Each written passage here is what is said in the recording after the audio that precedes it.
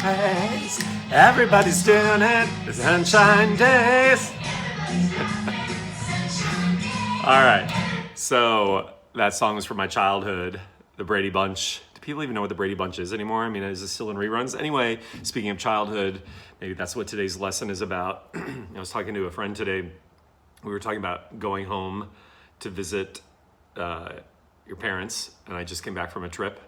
And one of the things that comes up that can be triggering for people is they're reconciling, sort of where they are in relation to maybe where they thought they should be at this time in their life. And so sometimes when you go back home, not only do you fall back into childhood patterns and the relationship dynamics kind of become, even though you're an adult, you feel like you're becoming a child again, but also you kind of view your life in terms of, oh my gosh, everything has changed, but everything kind of still feels the same, which is a very interesting aspect about life.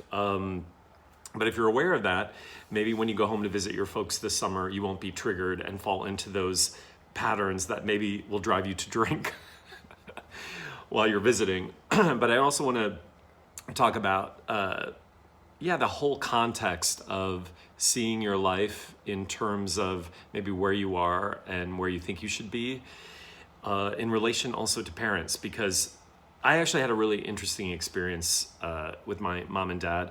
Those of you who know me know for many years I've been talking about how when I go visit them, when I say goodbye to them, I'm always filled with so much feeling, but I don't want to share all that with them because I'm more concerned about how are they going to take it? Like, how is that going to make them feel? It's going to overwhelm them. It's going to make them feel uncomfortable. It's going to make them sad, which I really think is me trying to control the situation as opposed to just being open-hearted and sharing and letting them have their own experience with feelings. When you're giving an offering through gratitude and love, it's not your responsibility to caregive how somebody is processing your gift of love. But for me, oftentimes with my parents, I've been trying to spare them an emotional experience when I'm really realizing I'm really trying to control it and maybe trying to keep myself from being more vulnerable and intimate. So this time I promised myself that I was going to, have a more honest, emotional talk experience with them, because the point is when I would say goodbye to them in the past, I'd have all this feeling, but then I would shut it down and then I'd get on the plane and then there'd be a stranger next to me and I'd be like, oh, my parents, I love it. And they were like, like I'm crazy. Or I'd be on the train and I'm like crying and I'm like, well, that's the stuff you want to give to your parents or give to the love of your life or to give to the person that you really want to be open and vulnerable with, but you come up with all the reasons why you can't. So this time I decided I was going to do that. Also because my parents are at a phase in their lives where they could be on the beginning of the last phase. And that's something really real that, my mom is 86 and my dad is turning 86 next month. And although they're so super smart and very active, I was saying yesterday in class, my dad is 86 almost, and he's a caddy still. And he carries 50-pound golf bags on his back and walks 18 holes. Like, it's kind of crazy. So they're in great shape, but at 86, you really are kind of coming into the station of the next transition of your life. So I sat down with my boyfriend and I joked by saying, we have something to tell you, we're gonna get married. Just kidding. But then I just really told them how I really felt and how grateful I was for them and, a lot of my takeaways from a life and a journey with them.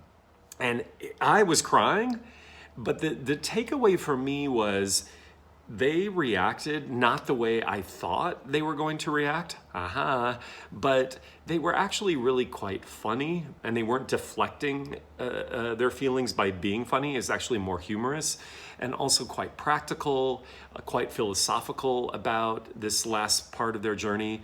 And it made me realize, like always, the things that we are scared of or think we are going to feel and experience, and then life does this really interesting loop-de-loop, and what is actually occurring is something completely different than what we thought.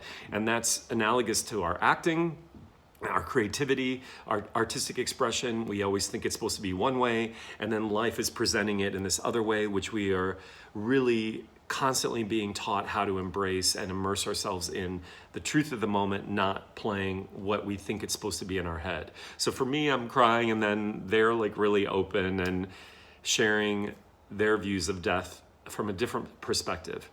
And then that led me to the second point, which was after talking to them, or while talking to them, I realized, wow, they've been on this planet for 86 years. That's a long time to be walking a walk.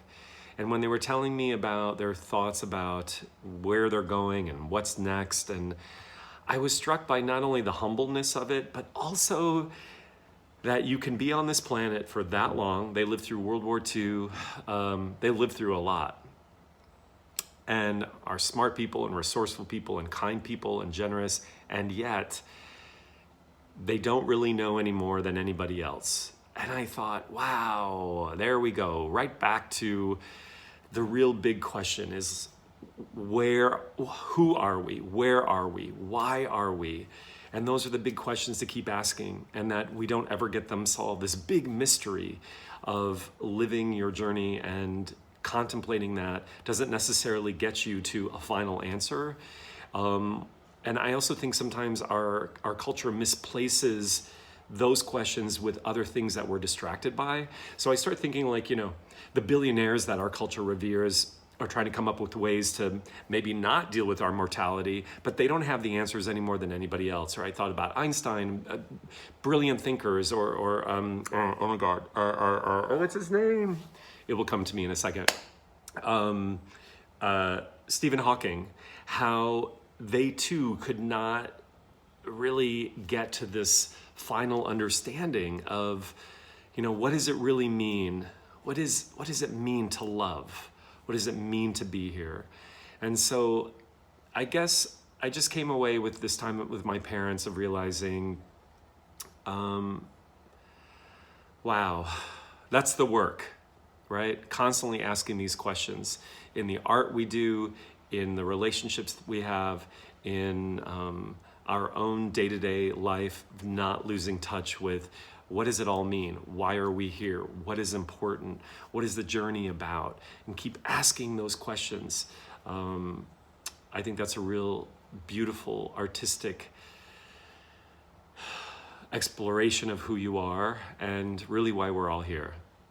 Okay, hope that helps. Hope you're all going to get a chance to see your loved ones now that the world is opening up. Okay, blessings.